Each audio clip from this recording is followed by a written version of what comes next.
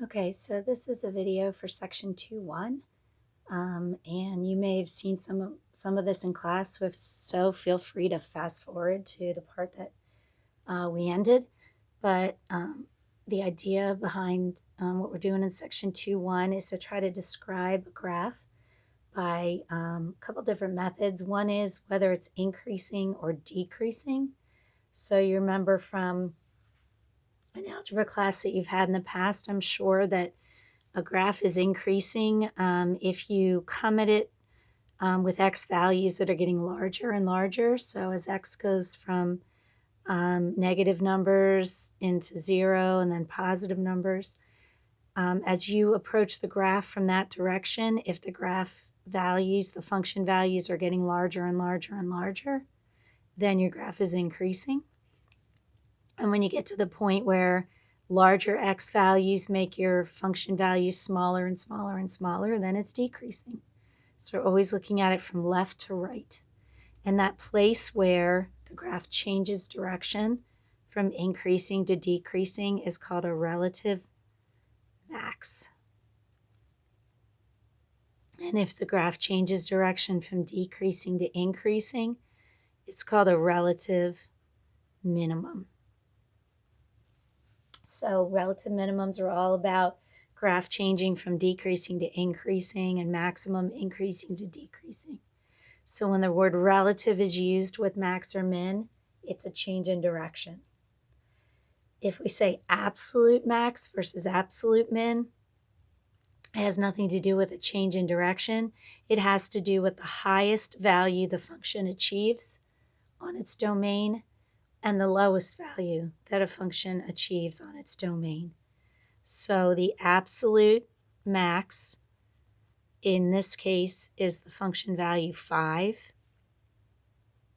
and the absolute min is the function value 1.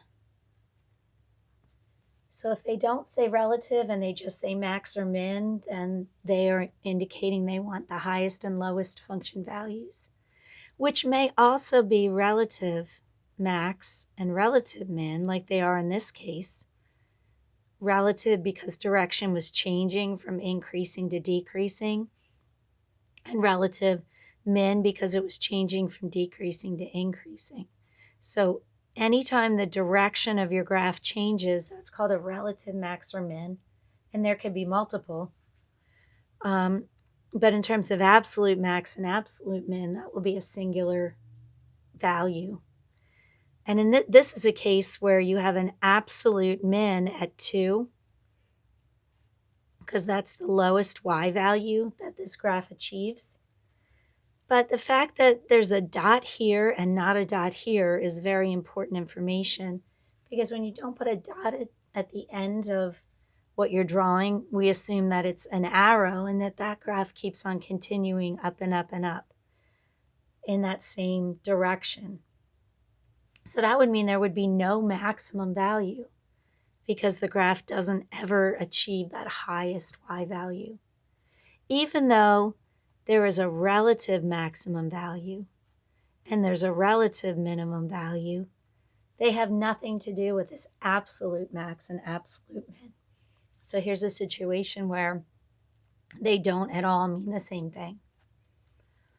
So moving on in section 2.1, we have an idea of drawing a graph that is increasing in different ways. So all increasing means is your y values keep getting larger, but it doesn't tell you how that happens. If it happens in a constant way, it would be connected with a line, and that would be increasing at an even rate or a steady rate. But increasing at an increasing rate looks more like this, where the further to the right you go with your x values, the steeper your graph gets. So it's increasing and its slope is getting steeper and steeper and steeper. That's an increasing rate. As opposed to increasing in this kind of a direction, where the graph, as you move from left to right with your x values, is getting less and less and less steep. So it's increasing at a decreasing rate. The tangent lines are going to be less and less steep as you draw them. Decreasing at an increasing rate means that my function values are going to get smaller as we go to the right, but at an increasing rate, it would look like this, so that as you move across this curve and draw the tangent lines, they are getting steeper and steeper in a negative direction. So they're getting more and more negative, and that's decreasing at an increasing rate. Decreasing at a decreasing rate then would look like this. The graph is getting, the y values are getting smaller and smaller, but they're doing that at a less and less intense rate.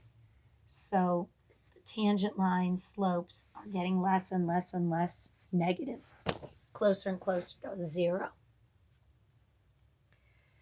And that idea leads us into the idea of concavity. So concavity is measuring not the direction of the curve in terms of is it moving up or is it moving down, but how is it doing that? If it's concave up, all the tangent lines that you draw will be below the curve. So this graph here is concave up. If it's concave down, all the tangent lines you draw will be above the curve. And this would be concave down. The other way to think about it is as you draw those tangent lines, if they're getting steeper, then it's concave up. If they're getting less steep, it's concave down. So concave up, when you are when your graph is decreasing, concave up would look like this, because all the tangent lines would be drawn underneath and they would be getting less steep as you went from left to right. And concave down, if your graph was decreasing, would look like that. The tangent lines are all above, but they're getting they are getting I'm backward. Yeah, concave up and concave down, right? So the tangent lines that you're drawing here are getting further and further away from 0. So concave down, the other way to think about it, concave up, is if it's raining, the graph is going to hold water. And if it's concave down and it's raining, your graph is going to shed water. So here the tangent lines are getting steeper and steeper, meaning more and more negative. So the tangent lines are decreasing, getting more and more negative, and the graph is going to shed the water. Here the graph would shed the water.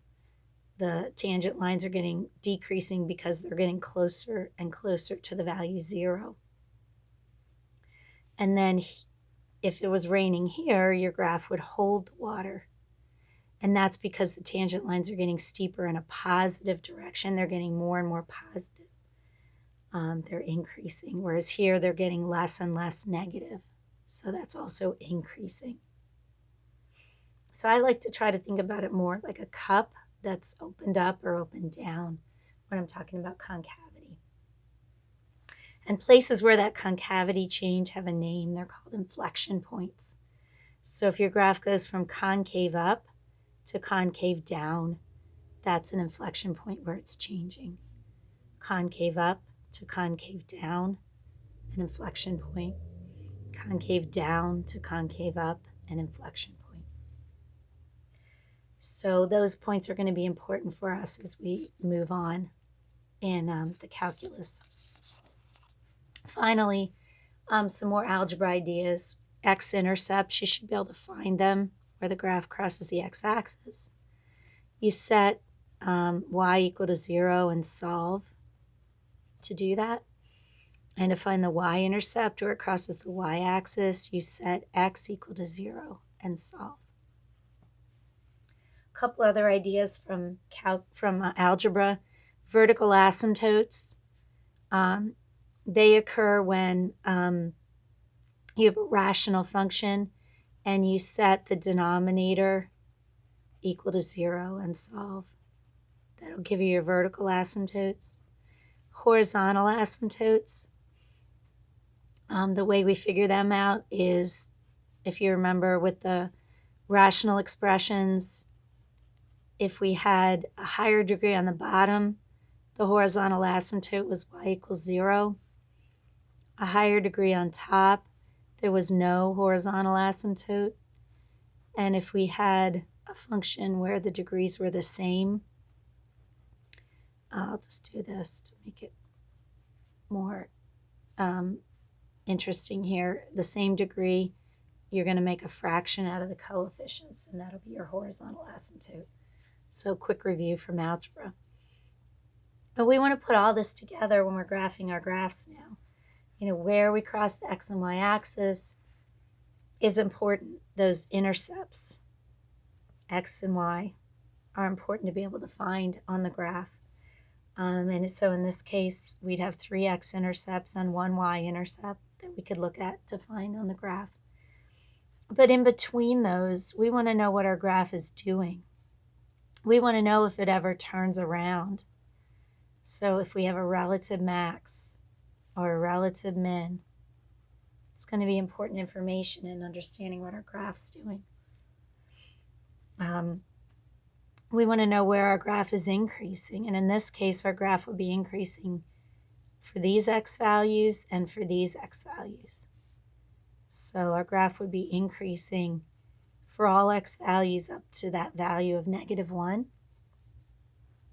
And for all x values past this x value of 3. And it would be decreasing in between those two. This graph is decreasing here.